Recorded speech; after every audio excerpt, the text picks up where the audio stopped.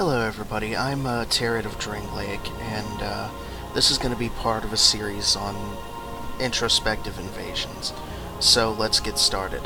As I approach the bonfire here in the clip, I see that the host and his blue and white are just getting into the room. Initially, I thought this was a gank, but it's very obvious they have no intentions of stopping.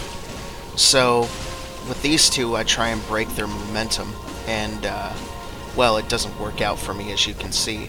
So the only thing I can really do is retreat into the PvE.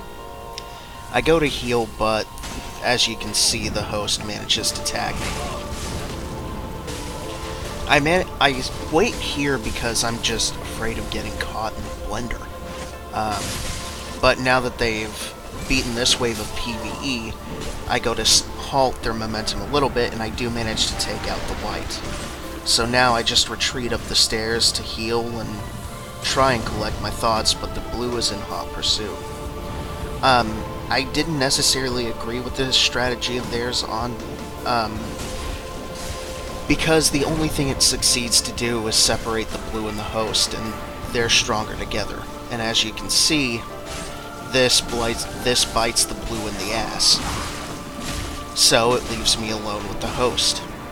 And I guess I must have been having some kind of wave of stupidity, because I really should have gone with the riposte there. But he's tagged with the hunter charm, so I continue my pursuit and manage to get him with a plunging attack. Alright, so this is that same character as the last clip.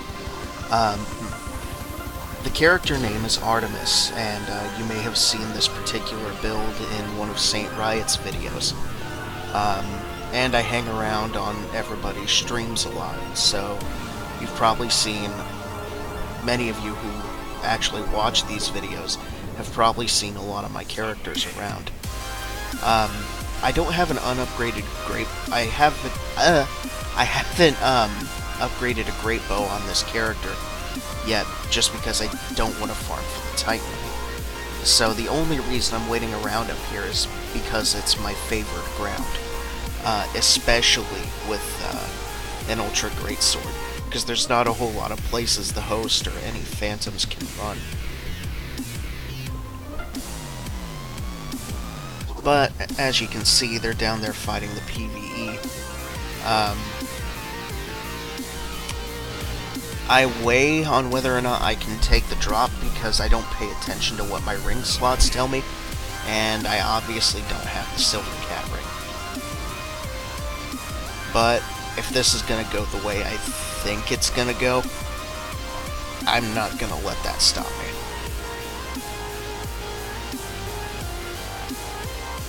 And I don't. Oddly enough,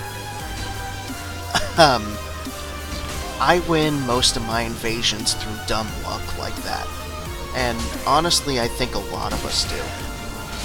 So, the great thing about Artemis is that with the Astora Greatsword, she can win trades.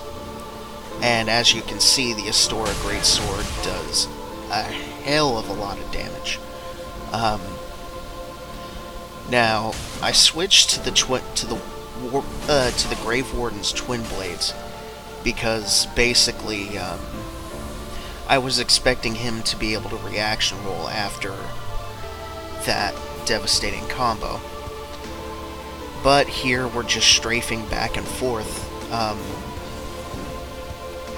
Using the Twin Blades, I have a bad habit of spamming the L1 into the weapon art, largely because I personally am not a giant fan of curved sword R1s. So I switch back to the Astora, knowing that if I'm going to keep missing, I might as well just make trades, and it ends in a 3-shot like that. This was the next invasion right after that. It's just a host and a gold, and as you can see, the host is immediately making a break towards the boss. Well, not even the boss, but Desert Pyromancer Zoe. Now, this is the one thing they should not have done, in my opinion. because it only reinforces the strengths of a greatsword. Well, an ultra great. Now this, what happens with the rest of this invasion is just me having fun. Largely because I didn't see this host as a threat. I mean, he gets me down a couple of times, like, that is some insane charged R2 damage. Assuming that's what that was. I haven't ever actually played with a rapier. But I go with the curved swords because I'm trying to match his speed. And the combo, the L1 spam into the weapon art does a lot more damage than the historic greatsword. So I just sit here, pretty much just giving myself some room to breathe and seeing if the host will pursue, and it doesn't look like they are. So I go in with the Asura Greatsword because swinging it on the tree trunks here, or vines, or whatever you'd like to call them, it actually is probably the best spot in the Dreg Heap to fight with them, because the host either has to deal with fall damage, or they have to run straight past you, which a reaction roll is fairly easy on an historic greatsword, or any greatsword, but it's still a dangerous situation to be in.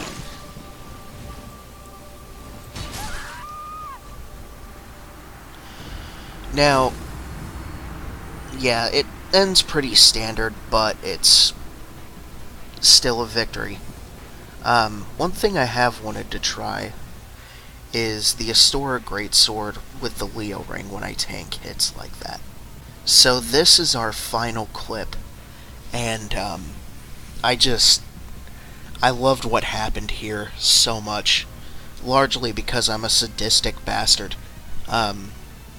This invasion, from start to finish, is maybe 10 seconds. But I just love the fact that, I loved how well this ambush worked out for me.